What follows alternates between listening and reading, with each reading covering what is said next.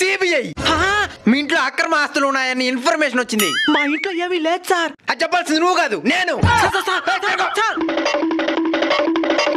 మీ ఇంట్లో రైడ్ చేయకుండా వెనక్కి వెళ్ళిపోతాను. ఎంత ఇస్తావా?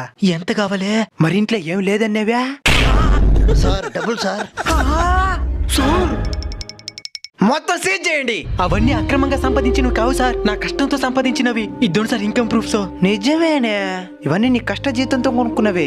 అవును sir. Sorry sir, wrong information. మేము బయలుదేరుతాం. నాకు ఒక చిన్న డౌట్ సార్. ఏంటో చెప్పండి, క్లారిఫై చేస్తాను. మా ఇంట్లో అక్రమాస్తులు ఉన్నాయని మీకు ఇన్ఫర్మేషన్ ఇచ్చింది ఎవరు సార్? ఇంకెవరు? మీ పక్కింటి ఆయన. ఈ పక్కింటానంతా ఇంతే, ఏదైతే చూసి తట్టుకోలేరు. అప్పుడు నీ ముందుండేది సిబిఐ ఆఫీసర్ అనుకుంటావా? ఆయన కూడా మీ ఎదురింటి ఆయన బంధువే. అసలు మీకు ఏం కావాలి? ఇంత తక్కువ శాలరీతో అంత ఎక్కువ ఆస్తులు ఎలా కొంటున్నా మాకు తెలియాలి. అది ముందే అడుగుంటే నేనే చెప్పుంటాను కదా.